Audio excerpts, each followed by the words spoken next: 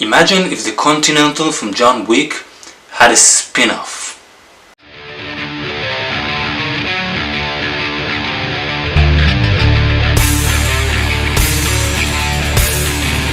Artemis Hotel stars Jodie Foster, Dave Bautista, Jeff Goldblum, group of very talented people, and it's about this place, a place where criminals go for protection and they can lay low, and this place has rules.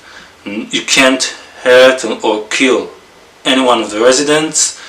It has a very unique system. This place will take care of you. And what this story is about this group of criminals that are in this hotel, and there's tension between all of those characters, and eventually in the third act shit goes down, things going south. Premise of the story is not something new.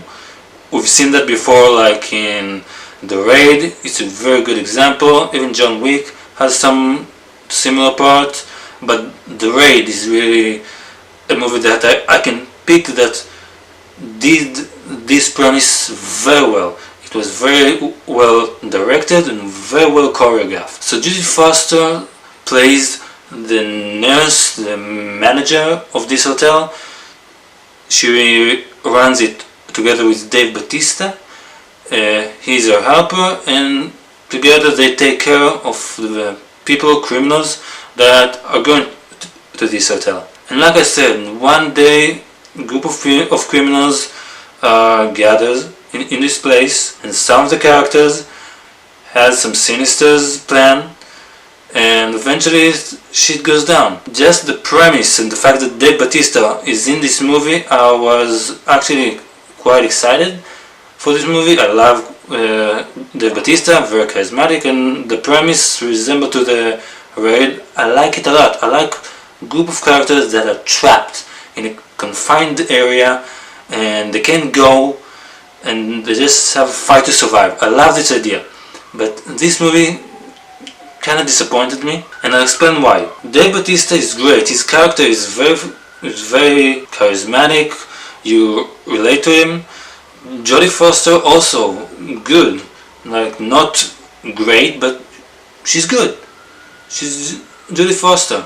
Jeff Goldblum also very entertaining, but he's not in the movie for that long, and the setup for his character is not that good. My main issue is that the movie doesn't take this step, like the step that The Raid took, to go all the way.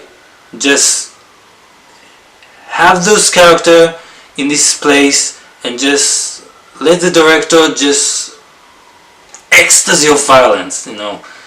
And when director goes to this project, at least in my opinion, he needs to understand that he can't drag the movie and wind it very far, because eventually the audience will get bored, and you need all the time to keep things interesting, and that's something that the Raid understand, and this is something that this movie doesn't understand.